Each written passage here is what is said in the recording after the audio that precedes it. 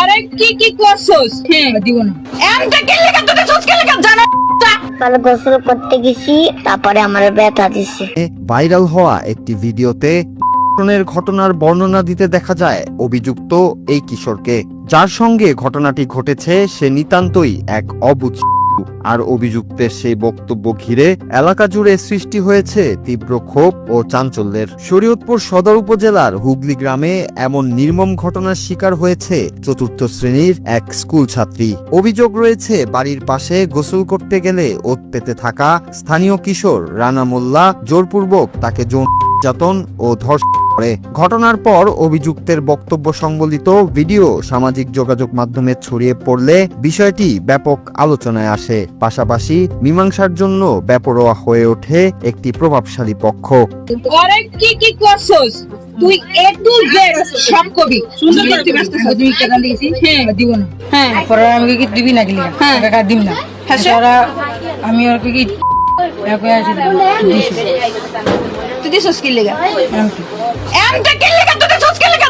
বাচ্চা আর কি বুঝে কি ওই কয় বছরে আর কি বোঝে? তুই বোঝস না? তুই দামরার মতন পলাইছস না? তুই বোঝস না? তো তুই আর বগলে গেছস না? কাল গোসল করতে গেছি, ও হলো আমাকে কোন থাকে, আমি হলো আয়া বসছি গোসল কইরা, তারপর ও আমাকে কুলে করে নিয়ে গেছে। তারপরে আমি কইছি তুমি এখানে কেন আইছো? আবার বলে তোর ভাইকে নিতে এসছি। আমি কই আমার বাইরে দিন না। তারপর আমার গালে দুইটা থাবর দিয়া তারপরে আমার ব্যথা দিছে। কিন্তু ভুক্তভোগী পরিবারের জন্য আসল ধাক্কাটি আসে যখন তারা ন্যায় বিচারের আশায় গত 17 জুলাই সকালে পালং মডেল থানায় হাজির হন। পরিবারের অভিযোগ, থানায় পৌঁছানোর পর পুলিশ তাদের তাৎক্ষণিকভাবে কোনো আইনি সহায়তা না দিয়ে উল্টো একটি কক্ষে টানা 4 ঘন্টা আটকে রাখে। এই দীর্ঘ সময়ে মামলা রেকর্ড না করে ঘটনাটি স্থানীয়ভাবে ধামাচাপা দিতে এবং মামলা না করার জন্য পরিবারটির ওপর ক্রমাগত মানসিক চাপ সৃষ্টি করা হয় বলেও অভিযোগ তাদের। একটি ভিকটিমকে নিয়ে দীর্ঘ সময় থানায় অপেক্ষা করানো এবং প্রয়োজনীয় সহায়তা না দেওয়ায় ক্ষোভ প্রকাশ করেছেন পরিবারের সদস্যরা। বর্তমানে শিশুটি শরীয়তপুর সদর হাসপাতালে চিকিৎসাধীন রয়েছে।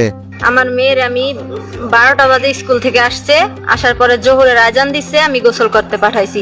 আমরা সব সময় কলে গোসল করি, আমগো কল নাই, আমার চাচা জালের কল, কিন্তু জালে বাসা ছিল না, কল ছিল বেড়াদা। ওই ছেলে পানি দিয়ে হাতরাইয়া চিপা দিয়ে আইসা তারপরে আমার মেয়েরে মুখ চাপা দিয়া ধইরা কুলে কইরা নিয়ে তারপরে ওই কল পারে নির্যাতন করছে। ওর সাথে গ্যাঞ্জাম করছে অনেক পুলিশ। হওয়ার পরে গ্যাঞ্জাম করে কয় মিথ্যা অভিযোগ নিয়ে আইসো, ছোট একটা বাচ্চা তোমরা মিথ্যা অভিযোগ নিয়ে আইসো।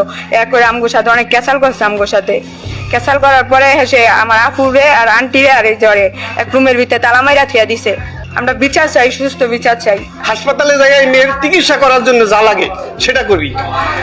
এই ক্ষেত্রে দেখা গেছে যে এখানে আসার পরে দেখা গেছে পুলিশের অভিযোগ লাগবে, সেই অভিযোগ করতে যাইয়া আমার এই বাইরে আর এই ভাতিজিরে বলে 4 ঘন্টা পর্যন্ত আটকায় রাখে। আর বলে তোমরা বলে টাকা নিয়ে হয়ে গেছো, মীমাংসা হয়ে গেছো, তাহলে আমরা আর কিসের মামলা দিব, কিসের কি করবো?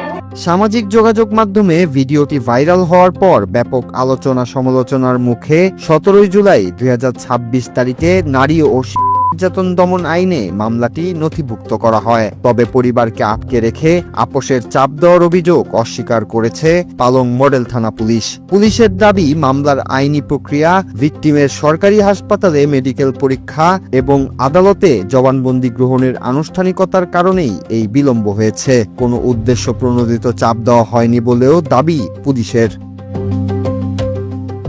যদিও মামলাটি নথিভুক্ত হওয়ার একদিন পরে আদালতে জবানবন্দি গ্রহণের জন্য ভিকটিমকে নেওয়া হয়েছে, ফলে প্রশ্ন উঠেছে যদি আদালতের প্রক্রিয়া পরদিন সম্পন্ন হয়ে থাকে তাহলে ঘটনার দিন ভুক্তভোগী ও তার পরিবারকে 4 ঘন্টা থানায় আটকে রাখার যৌক্তিকতা কি?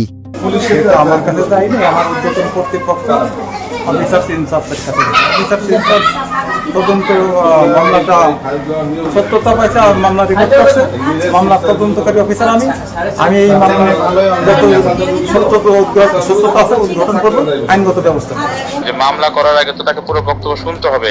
মামলা করতে গেলে আপনি জানেন যে অলরেডি অনেকগুলো স্কোপ আছে। হ্যাঁ, তাকে কেউ আটকায় রাখে নেই, তাকে নিয়ম হচ্ছে যে সে থাকবে। ভিকটিম আসলে আমরা নারী শিশুর যে মহিলা ডেস্কে যে অফিসার আছে পেয়ে গেছে, সে তাকে আগে বন্ধুত্বপূর্ণ আচরণ করে সে সঠিক ঘটনাটা বলে। এমন আছে না যে অনেকে কিন্তু এসে পুলিশের কাছে পুরো জিনিসটা বলতে চায় না, তাকে নর্মালাইজ করতে গেলে 2-3-4 ঘন্টা সময় দিতেই হবে।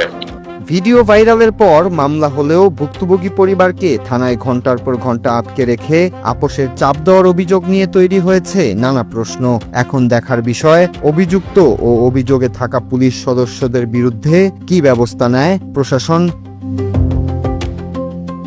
Bangla TV news desk.